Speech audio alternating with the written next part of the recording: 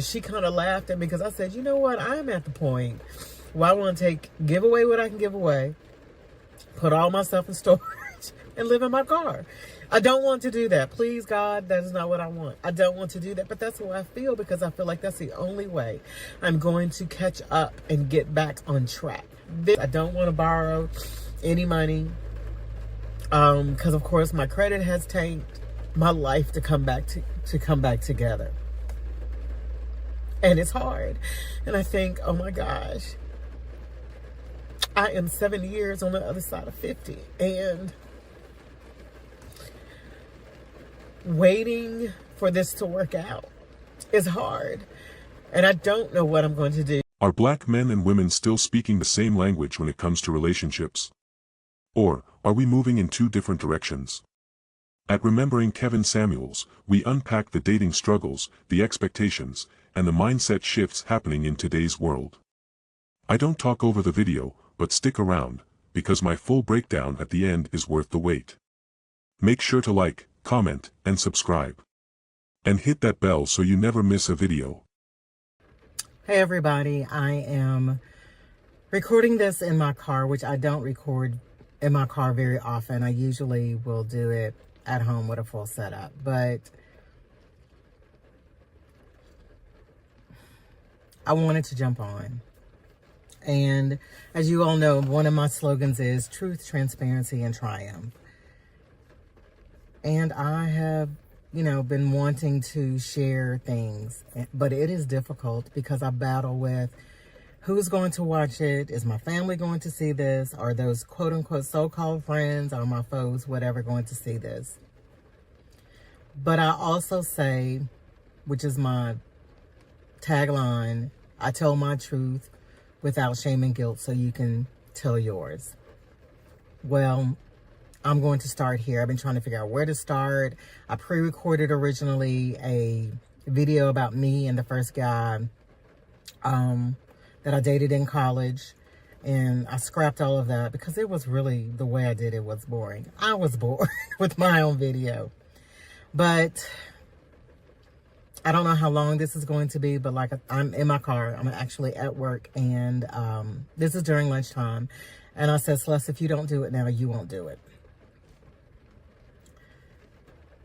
It has been really tough for me, and because of some decisions that I have made that I regret making.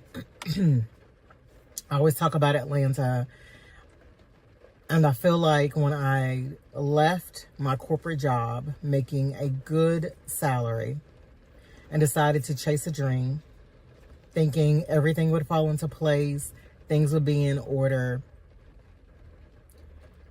my life blew up. It has not been the same in 3 years. And I've had a lot of thoughts around it, and I may talk longer than I need to, but so I'm sorry. And I might have to break this up. But when today was a hard day.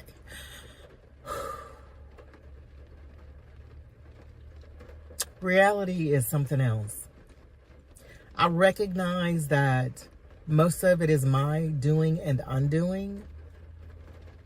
And honestly, I really want God to wave a magical wand and take me back to the day I was going to resign and listen to the advice I was given. But I didn't, because I think I'm grown and I have the answers. And I found out I don't.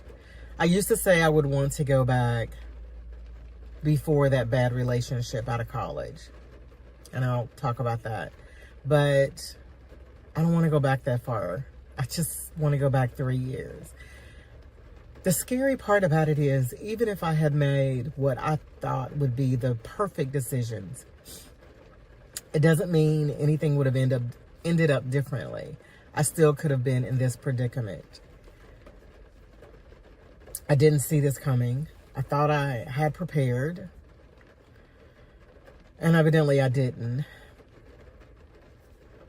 which makes me think about a couple of things. Okay, so what happened was, let me just go back. When I left my corporate job, I was 54, I believe, 53, 54. And I'm on the latter half of my life. And sometimes I think and ask myself, what was I thinking? Was it really that important to you? Could you not have just kept it going and done this later?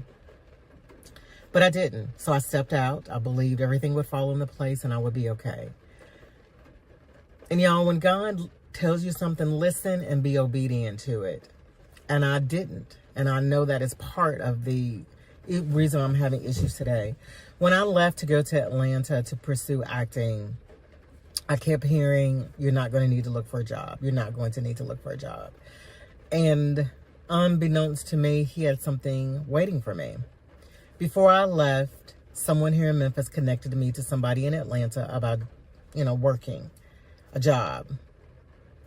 And I started going through the process, the interview, filling out the application, and able to do the job. It was something that was right up my alley.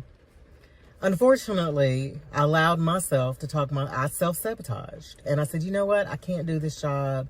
I'm going to be acting. I don't know when I'll need off, when I'll do this, A, B, C, and D. Made an excuse because I'm thinking it's going to be okay. You'll get someplace steady, consistent. You'll be able to take off when you need to and so forth. Because I'm thinking, I don't want to interrupt or get anybody else in trouble. If I had been a little bit more wise and I guess maybe selfish, I would have taken the job without question.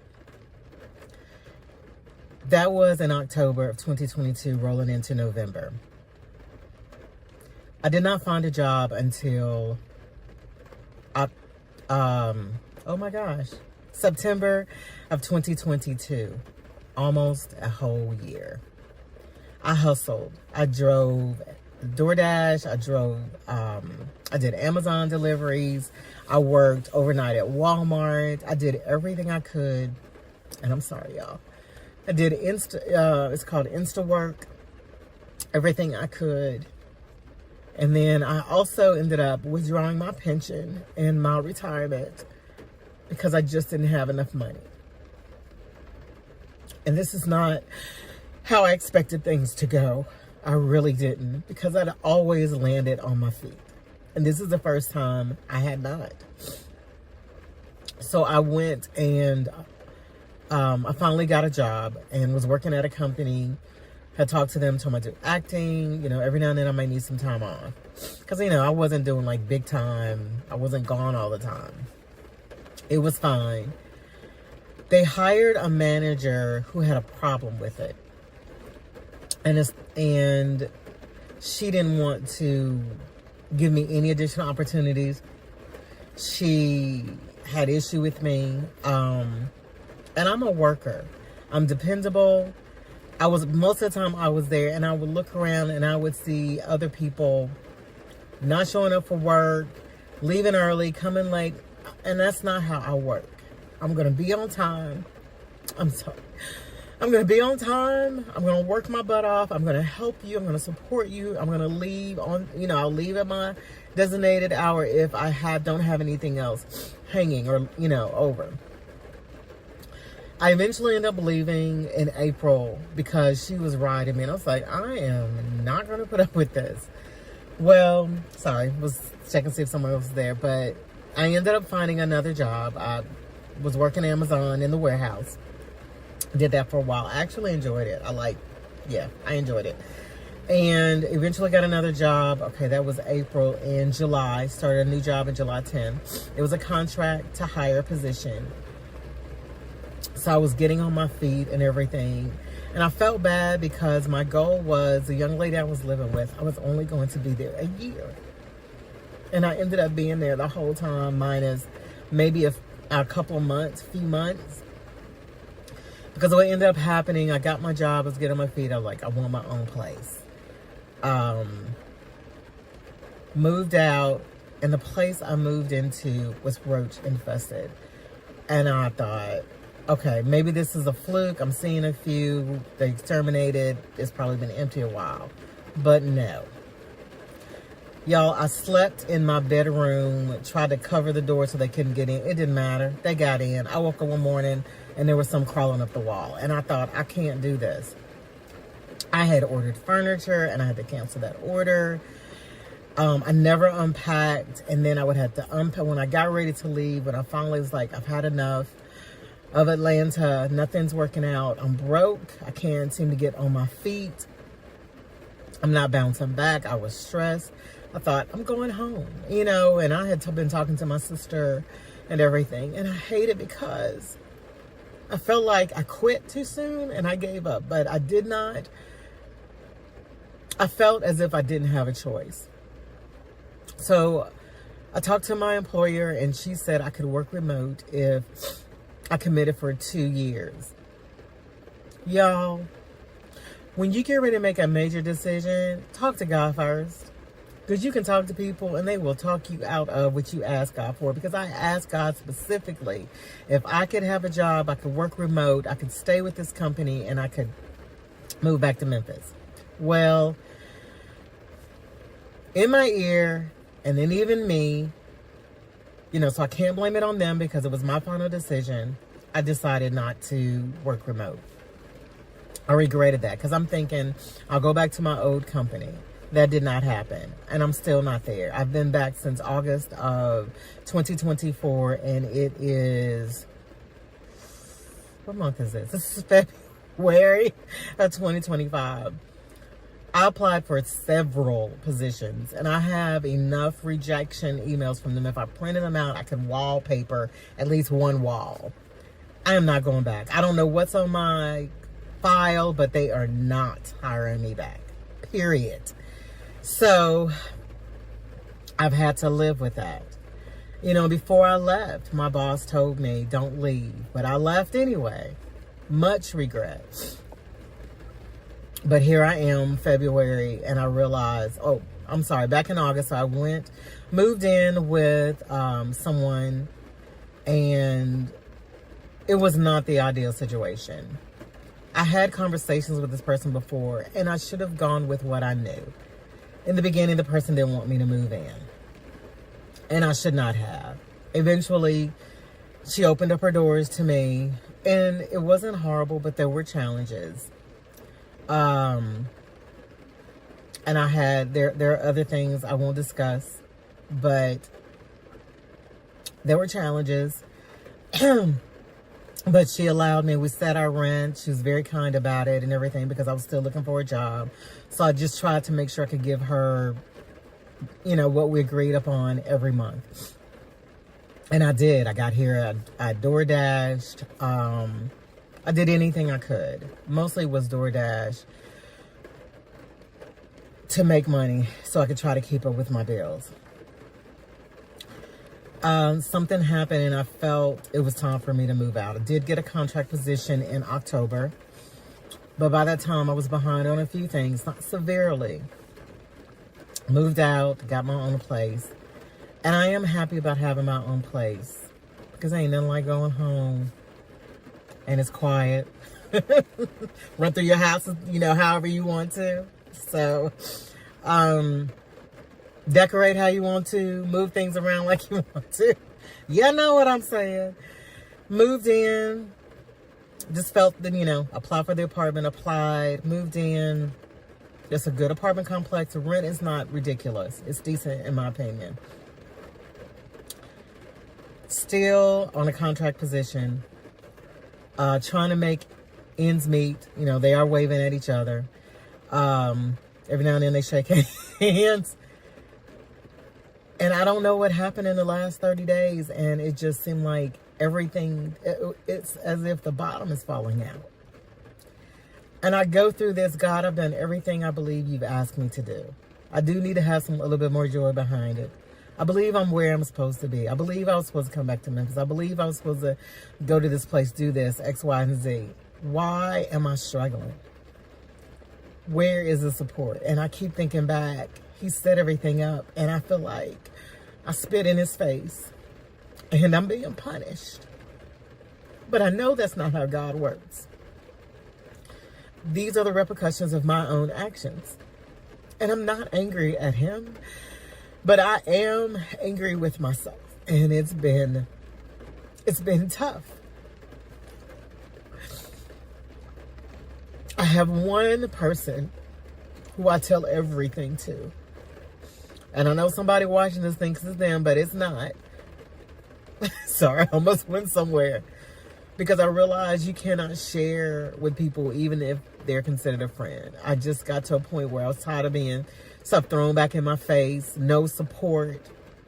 Sometimes I just need people to listen and let me just have my moment and not criticize me for it. But I'm going to leave that over there. Right over there. Okay, so, but I have someone, I consider her sister, a really good friend that I can talk to, I can call, she'll pray with me. She understands the spiritual things I'm going through, as well as the physical and the financial. And I don't feel horrible when I get off the phone, where with so many other people, I feel like crap. I am hard enough on myself, and it's difficult because I think back to who I am. I went to school on to college on an academic scholarship. I graduated with honors. I'm talented, I'm smart, I have a great work ethic. And it's just been hard because I'm not making the money I was making. But God knows I am so grateful to be working. And I've just panicked because I'm trying not to resort to any of my old ways. I don't want to borrow any money. Because of course my credit has tanked. My life to come back together. And it's hard. And I think, oh my gosh, I am 7 years on the other side of 50. And waiting for this to work out is hard. And I don't know what I'm going to do. She kind of laughed at me because I said, you know what? I'm at the point where I want to give away what I can give away, put all my stuff in storage, and live in my car. I don't want to do that. Please, God, that is not what I want. I don't want to do that, but that's how I feel because I feel like that's the only way I'm going to catch up and get back on track. This is hard. This is harder than I thought it would be, and it's the first time in my life I have felt like I don't have an out, that I'm stuck and I can't move, and that is suffocating. And it makes me, in this wide open space, claustrophobic, life claustrophobic, and it's difficult. I love my job. I mean, it's not anything to write home about, but it's peaceful here. I get along with, I get along with the people. My manager here is great. I cannot complain. Everything that has happened are the repercussions of my actions because I chose to chase a dream. And I feel like I did it the wrong way. So here I am. I'm sitting in my car at work. And I said, record the video. Somebody I watch and used to follow, I don't follow anymore. I won't call their person's name. But they were a financial guru, said something.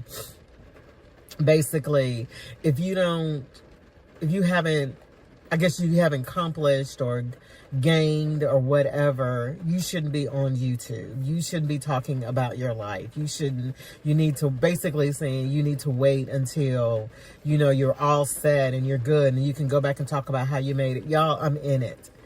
And I'm going to record while I'm in it. And this is hard because this is embarrassing. This is not how I thought my life would be. But there are so many other things I know I have to be grateful for. I'm not, I don't have any, crazy, I'm not homeless. I'm not homeless. I still have my car. But, I'm just tired of robbing Peter and Paul to pay Andrew, who now wants his money. I know, it's crazy the way I say those things. But I'm tired. I don't want to borrow. I don't want to ask my family for help. Not that they would. Not that they would have an issue with it, but I'm too old. I need this to come together. I need this to work out. I need to know that God is with me and He's working this out. And I just don't realize it yet. And a lot of times I isolate when things are bad. And it's hard because I feel alone. I feel like nobody understands. And when I think about my own situation, I think about people who have children who are trying to make it and they're doing the best they can. I don't know how people do it. And they make less than I do. I'm sorry. They make less than I do. I'm so sorry, y'all. I need a napkin. I'm so sorry. They make less than I do, and they make it. I'm not on any assistance. I can't have any assistance. It's just me. And as far as the government is concerned, I do not have a poverty level. I'm not at a poverty level. But I got on to record this because if I don't, I would not have the courage to do it later. I'm going to try to get on tomorrow. I've got another series I'm doing called No Eating Out. And part of the reason of no eating out was I realized how much money I was wasting. So I am doing and making steps to get my life back in order. And that's where I am. I don't know where you are, what challenges you have financially or wherever else in your life. But and I hate to say it this way because it was like, don't be telling me that. Keep the faith if you are a disciple of Christ. Keep your faith. Know that God is with you. He said in his word, he would never forsake you or abandon you. And I always go back, and then you have to read the whole scripture. It says, I've never seen, I'm going to mess it up. The righteous begging bread. I messed up that scripture. I just ruined it. But just thinking about that, and I'm so sorry I'm sniffing, but, I have to remember God is with me. And through this, I have to trust that he is working it out. I don't know his purpose in allowing it because he could so easily put me a check in the mail. I've seen him do it before. I know how God works. I have an experience with him. I have a relationship with him. And he's done miraculous things in my life. This is just a different season for me, for whatever purpose. And the places he has me going, and the church he put me in, and the job he put me in. It is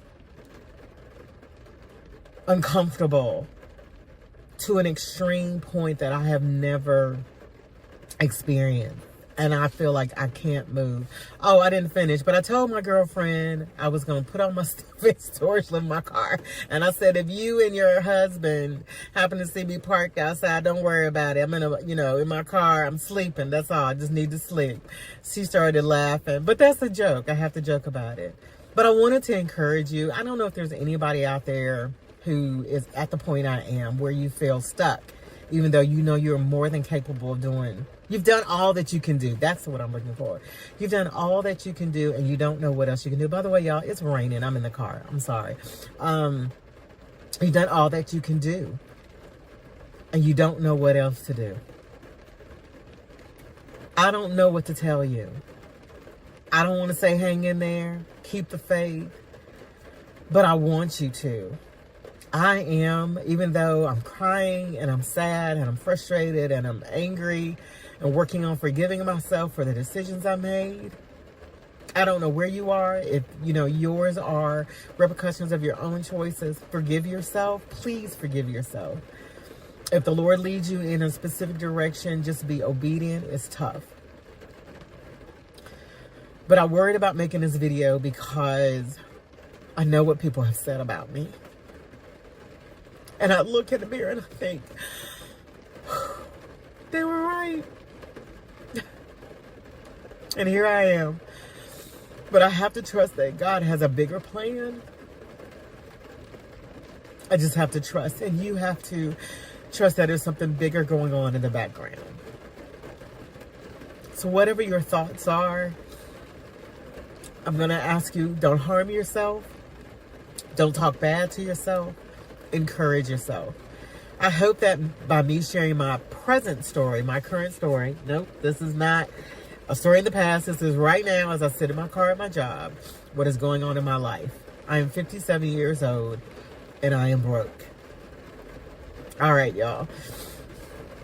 I am Celeste Jonay. Speak your truth. Live with transparency. You will see the triumph. Gentlemen, I keep telling y'all, reality doesn't negotiate. Here we have a 57-year-old woman, a woman who should be in the prime of her life, enjoying the fruits of her labor, surrounded by family, grandkids, and stability. But instead, she's out here crying in her car with nothing but regret riding shotgun. Now, let's break this down. This woman had a corporate job, meaning she had stability, security, and a foundation to build upon. But she decided that wasn't enough. She wanted to try something new. And now, she's lonely and broke. Fellas, listen up, this is the price of modern delusion. Kevin told y'all winter was coming. For decades, these women have been told, you don't need a man. They've been fed the strong and independent fantasy, believing they could go through life with no backup, no structure, and no plan. They were encouraged to compete with men, rather than cooperate with men. And now, the bills are due. See, life for a man is cutthroat. If you don't work, you don't eat. If you don't provide, you're out on the streets, no one is coming to save you. Women wanted equality in all the wrong ways, and now they're finding out that being a man isn't easy. You want to be a boss chick? Cool. You want to be independent? Fine. You want to run your life with a man's mindset? Then you better be ready for a man's consequences.